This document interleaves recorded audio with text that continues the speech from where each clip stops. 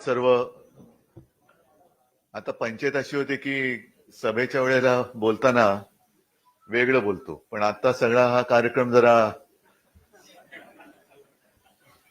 उपस्थित सर्व मुख्याध्यापक, सर्व संस्थाचालक आणि शिक्षक बांधवांनो आणि भगिनींनो, अभ्यंकर साहेब तुमचं प्रास्ताविक मी ऐकत होतो. त्याच्यानंतर आता आपलं निवेदन ऐकलं.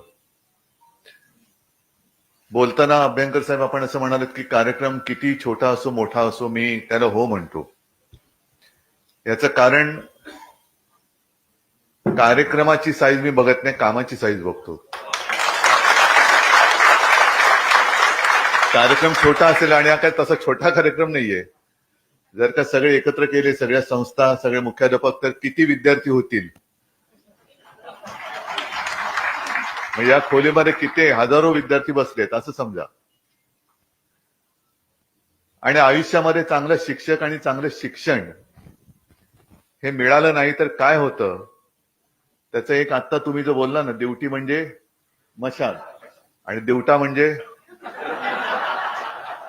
तर असे जे काही ड्युटे निघालेत त्यांना मशालीचं महत्व कळणार नाही आणि कळलेलं नाही. ही गंमत आहे मराठी भाषेची. आणि मला अभिमान आहे की शिवसेनेच्या माध्यमातून पहिल्या प्रथम शिक्षक मतदारसंघातून निवडून तुम्ही सर्वांनी दिलेला आपला लोकप्रतिनिधी इकडे तिकडे काही वाह्यातपणा न करता शिक्षक म्हणून विधान परिषदेत सुद्धा आणि आपल्या कामात सुद्धा एक वेगळा ठसा उमटवतोय. आणि तुम्ही म्हणाला ते खरंय आणि तसंच करा. तुमचा जो काही आमदारकीचा फंड आहे तो फक्त आणि फक्त शिक्षणासाठीच वापरा. बाकी आता आहे, मी पण आमदार आहे, सगळे आमदार खासदार आहेत, त्यांचे फंड वापरतोच. पण हे फंड विरोधी पक्षाचा आमदार किंवा खासदार म्हटल्यानंतर कशा त्यांच्या त्या मुठी आवडल्या जातात किंवा नाड्या आवडल्या जातात हे आपण वृत्तपत्रातून वाचतोय. आता तर कहर म्हणजे त्यांच्यातच आपापली नसा आवडण्यास सुरू झालेलं आहे. आजच पेपरमध्ये पाहिलं असाल तुम्ही, एक कोणतरी गेले बाबा मला मारलं म्हणून दिल्लीला. ही लाचारी जी आहे ना, ही लाचारी का, तर तेच चांगलं जर काही चांगलं शिक्षक मिळालं असतं त्या वयामध्ये तरी परिस्थिती आली नसती. आणि गेल्या वेळेला मला वाटतं मी माझ्या आजोबांचं एक उदाहरण तुम्हाला दिलं होतं, कारण हे तुम्हाला सांगितलं पाहिजे, मागेही सांगितलं असेल की शिवसेना प्रमुखांना आणि माझ्या आजोबांना दोघांनाही शालेय शिक्षण पूर्ण नाही करता आलं. दोघांनाही जवळपास 7वी मध्ये फी भरायला पैसे नाहीत म्हणून शाळा सोडावी लागली. पण शाळा सुटली तरी त्यांचं शिक्षण नाही थांबलं. कारण घरामध्ये संस्कार हा एक विषय असतो, तो घरामध्ये जास्त असतो. आपण मुलांना संस्कारित करतो, संस्कार देतो म्हणजे नेमकं काय करतो. आई वडील आपल्या मुलांना संस्कार देतात म्हणजे काय करतायत की काय वह्या पुस्तकं पाटे घेऊन नाही बसत, तर स्वतःच्या वागणुकीतून एक आपण कसे वागतो तशी आपली मुलं वागत असतात. आणि मग घराणेशाही म्हणते ती तशीच, म्हणजे वडिलांनी एवढा घोटाळा केला तर मुलगा आणखीन मोठा घोटाळा करणार. तर ह्या सगळ्या गोष्टी ह्या संस्कारातून येतात. आणि आता नवीन आधुनिक जे काही तंत्रज्ञान तुम्ही म्हणताय, कॉम्प्युटर हे आहेच. म्हणजे आता माध्यमं ही बदलायला लागली. आजही शाळेमध्ये पाटी आहे की नाही मला कल्पना नाही, कारण आपण सगळेजण जे माझ्या वयाचे आहेत ते पाटीवरती अक्षर गिरवत शिकलेले आहेत. आणि बहुतेक आपली अक्षरं हे आपल्या आईने आपला हात हातात धरून गिरवून घेतलेली आहेत, म्हणून तिला मातृभाषा म्हणतो आपण. अ आई उ ए सगळे जे काय आहे हे सगळं तिकडनं पाटीवरती गिरून गिरून गिरून आपण ही अक्षरं गिरवत मोठे झाले. तेव्हा कुठे कॉम्प्युटर होता. पाटीवरती अक्षरं गिरून मोठी झालेली आपण माणसं. पण शिक्षण म्हटल्यानंतर त्या पाटीवरती गिरून मोठे झालेल्या माणसानेच कॉम्प्युटर शोधलाय हे सुद्धा आपण मान्य केलं पाहिजे. तो सुद्धा कोणी जो कॉम्प्युटरचा शोधक किंवा जनक असेल तो सुद्धा तेव्हा कुठे शिकला असेल. आणि शिक्षण पद्धती ही कालानुरूप मला असं वाटतं बदलत गेली पाहिजे. मध्ये मी एक यांचा सोनम वांगचुक त्यांचा कार्यक्रम पाहिला. काय आपल्या देशामध्ये परत तेच सांगतो, शिक्षण आणि शिक्षक मिळालं नाही तर चांगल्या लोकांना सुद्धा कसं देशद्रोही ठरवून तुरुंगात टाकलं जातं, हे सोनम वांगचुक एक उत्तम उदाहरण आहे. म्हणजे काय त्याचा उपयोग खरा करून घ्यायला पाहिजे. ते म्हणतायत काय त्याच्याकडे दुर्लक्ष करून नको तो त्याच्या कपाळावर शिक्का मारून दिला आतमध्ये टाकून, किती दिवस सडतील आतमध्ये देव जाणे. पण अशी माणसं आपल्या देशात आहेत. आणि त्यांनी जे सांगितलं की ते कुठे लेह लडाखमध्ये राहतात, त्यांचा जन्म तिकडे झाला, गावामध्ये शाळा नव्हती आणि गावात शाळा नव्हती तर त्याचं त्यांनी काय म्हटलं की त्याचा फायदा असा झाला की माझ्या आईनी मातृभाषेमध्ये अनेक गोष्टी मला शिकवल्या, याचा उपयोग मला आत्ता होतोय. आणि कसा फरक पडतो, आपण जे काय म्हणतो A for apple, B for bat, अमुक तमुक तमुक, तर आमच्याकडे ए फॉर फॅनच नाहीये तर दाखवणार काय, फॅनच नाहीये. तर ही जी काय पद्धत आहे ना, ही पद्धत थोडी नाही म्हटलं तरी कालानुरूप आणि थोडीशी विभागवार ही थोडीशी बदलली गेली पाहिजे. आज कॉम्प्युटरचा तो जो काही विषय आहे, अनेकदा राजकारण आल्यानंतर म्हटल्यानंतर निवडणुकीच्या दिवसात आता रेवडी तर सरसकट झालेली आहे, सरसकट. म्हणजे दुसरा देईल तो रेवडी आणि आम्ही करू ते उपकार, हे असं आत्ताचं राजकारण आहे. आणि पूर्वी याही गोष्टी आपण पाहिलेल्या आहेत की आम्ही जर का जिंकलो तर आम्ही विद्यार्थ्यांना फुकट कॉम्प्युटर देऊ, फुकट कॉम्प्युटर देणार, कॉम्प्युटरमध्ये टाकणार काय, कॉम्प्युटरमध्ये टाकणार काय. म्हणजे कॉम्प्युटर दिला, आम्ही टॅब वाटू, टॅब वाटलात हरकत नाही. म्हणजे कोरी वही देणं आणि टेक्स्टबुक देणं हा फरक आहे. एखाद्याला कोरी वही दिली तो वही काय करेल, कदाचित पावसाळा आल्यानंतर पानं फाडून होड्या करून सोडू पण शकतो तो, पण वहीमध्ये लिहिणार काय. आणि हा जो विषय आहे कॉम्प्युटरचा, आपण सुद्धा दिलेले आहेत. अगदी मला वाटतं 2014 साली असेल, 2014 साली आपण टॅब दिले होते, टॅबलेट. आता त्या टॅबमध्ये काय केलं होतं आपण, कारण तुम्हाला हेही आठवत असेल की शिवसेना प्रमुखांचं एक स्वप्न होतं की मुलांच्या पाठीवरचं दप्तराचं ओझं हे कमी करणं. अनेकदा ते त्यांची व्यथा सांगायचे की अरे मुलं आहेत का गाढवं आहेत ओझी वाहणारी, हे ओझ्याने वाकून जात आहेत. आणि शिवाजीराव भोसलेंचं एक भाषण मी जे ऐकलं त्याच्यामध्ये त्यांनी प्रश्न विचारले, उत्तर नाहीत आपल्याकडे. छत्रपती शिवाजी महाराजांनी तोरणा जिंकला वयाच्या कितव्या वर्षी, 16व्या वर्षी. ज्ञानेश्वरांनी ज्ञानेश्वरी लिहिली वयाच्या कितव्या वर्षी, 16 वर्षी. आणि 16व्या वर्षी आपल्या आत्ताच्या युगातला मुलगा काय करतो, त्याच्या पाठीवरती किती ओझं टाकतो, तो त्या ओझ्याने एवढा वाकलेला असतो की तो त्याच्यातच पिसून गेलेला असतो. म्हणजे ज्या वयामध्ये या छत्रपती शिवाजी महाराज असतील, ज्ञानेश्वर असतील, या सगळ्यांनी चमत्कार केले, एक अद्भुत पराक्रम गाजवला, त्या काळामध्ये आपल्या काळातली मुलं ही पिचून गेलेली आहेत. मग ती उठून उभी राहणार कधी, त्याच्यातनं बाहेर पडतात ते एकदम कॉम्पिटिशनच्या जगामध्ये पडतात बाहेर, त्याच्यामध्ये त्यांची दमछाक होते. बरं, पालक सुद्धा असे असतात की एवढे विषय नाही शिकला तर आपला मुलगा किंवा आपली मुलगी ही स्पर्धेत मागे पडेल. त्याच्यामुळे सगळं काही हे त्याच्यावरती आपण लादण्याचा प्रयत्न करत असतो.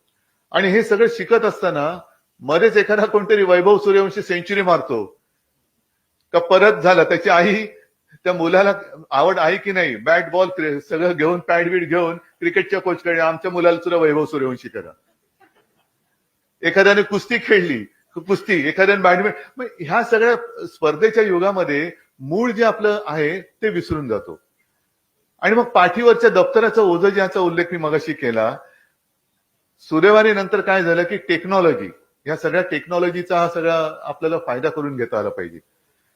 टेक्नॉलॉजी एवढी चांगली सुधारली की 2014च्या निवडणुकीच्या काळात मी एक प्रेस कॉन्फरन्स घेतली शिवसेना भवनमध्ये, आणि तिकडे 8वीचं एक दप्तर ठेवलेलं भरलेलं पूर्ण. आणि मी प्रेसमधले असे सगळे प्रेसवाले होते, त्यांना एकाला बोलवलं, त्यांना म्हटलं जरा हे दप्तर उचलून दाखव रे. त्याने उचललं, तो नाही जड आहे.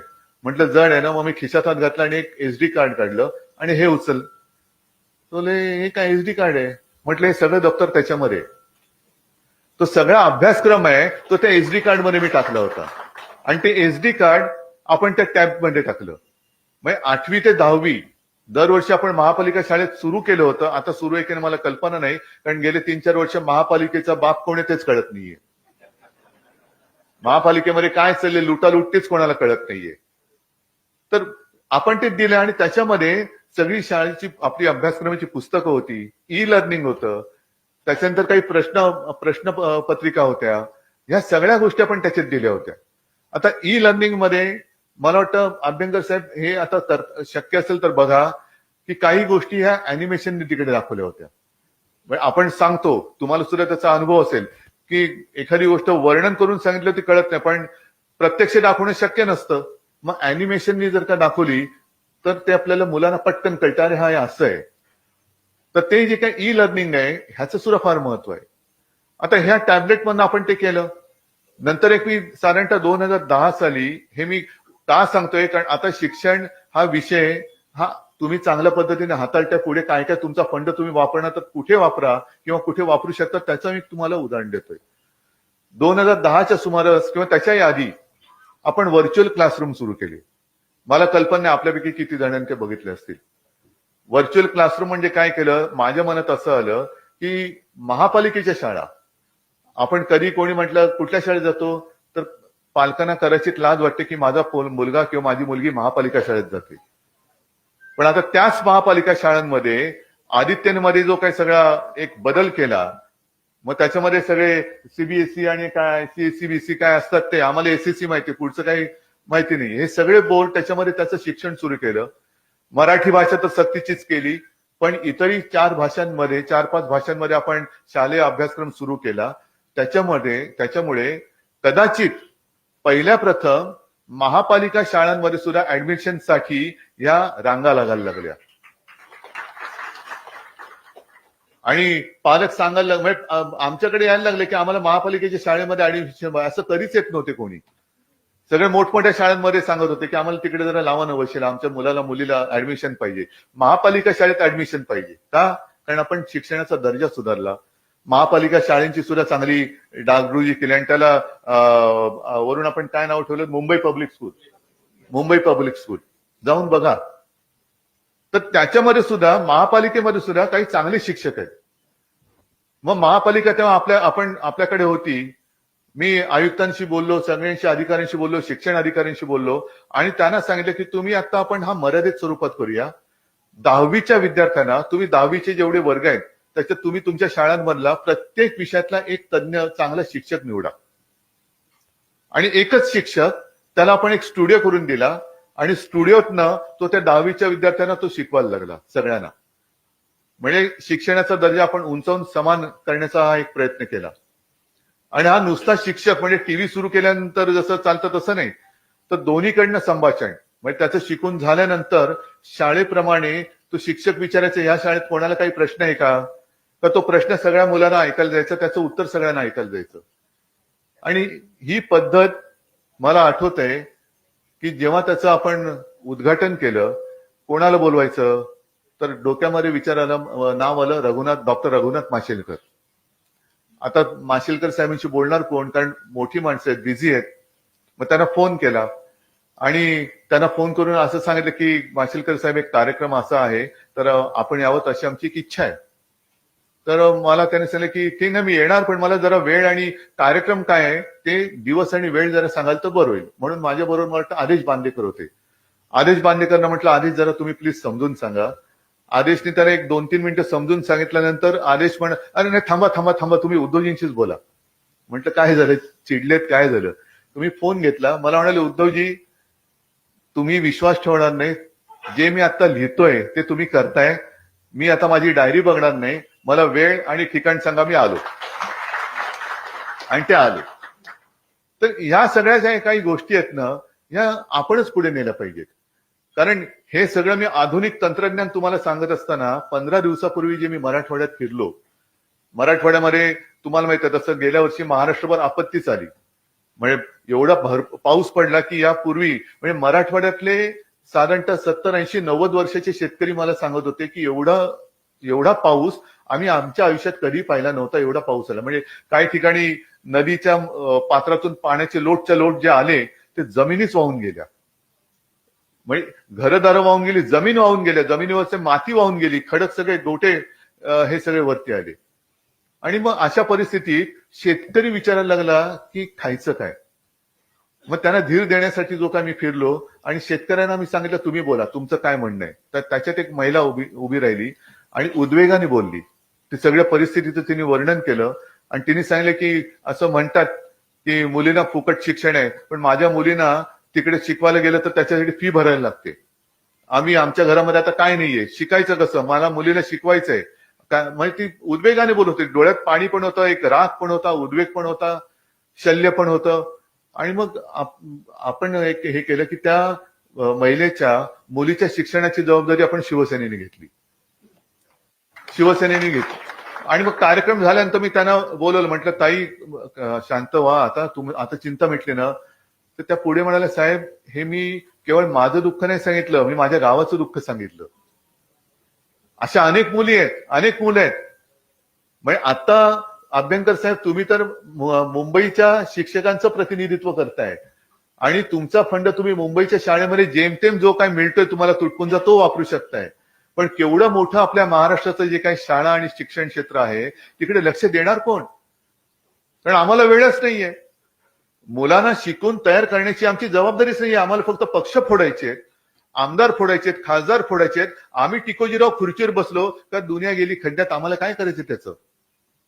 आणि मग तिथे तुमचा जो विषय येतो की नुसतं रेवडी दिल्यानंतर सगळं काही विसरून आपण नको ती माणसं निवडून देतो. त्याच्यापेक्षा नेमकं निवडायचं काय, तांदळातून खडे निवडायचे का खड्यातून तांदूळ निवडायचे, हे शिकवण्याचं काम हे तुम्ही करायला पाहिजे. नाहीतर असे कार्यक्रम होत राहतील. आणखीन मी पण सांगेन, मी पण माझा फंड देतो, किती द्याल, किती कॉम्प्युटर देणार?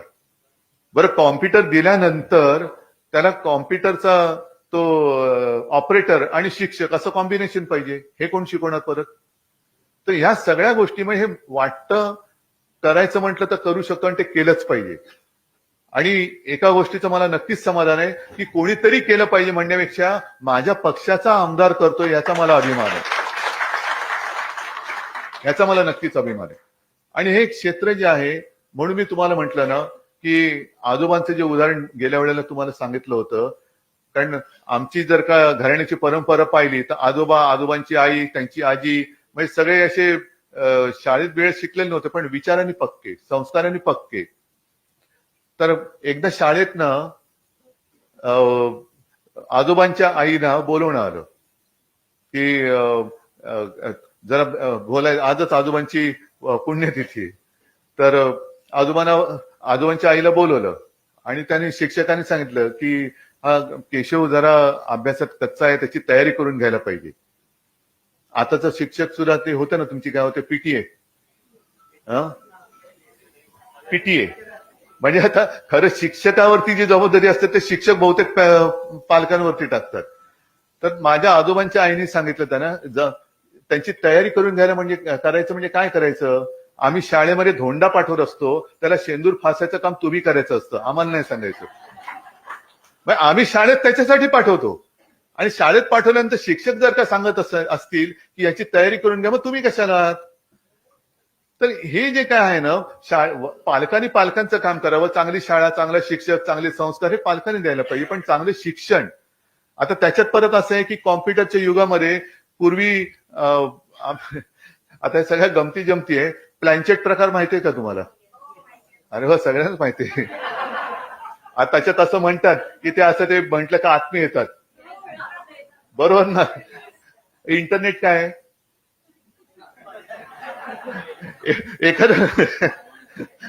एखादा प्रश्न विचारला की ते उत्तर मिळायचं. तर इंटरनेटवरती जरा कुठे तुम्ही टक केले का संपूर्ण त्याची कुंडली येते. पण ही माहिती झाली.